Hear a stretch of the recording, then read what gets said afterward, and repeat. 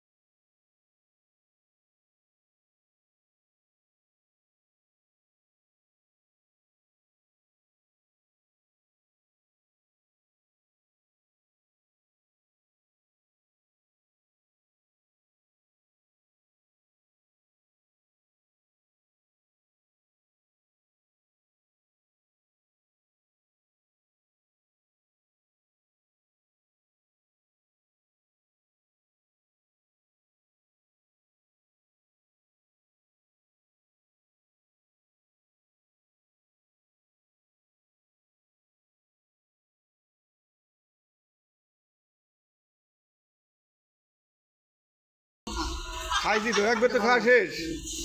এই যে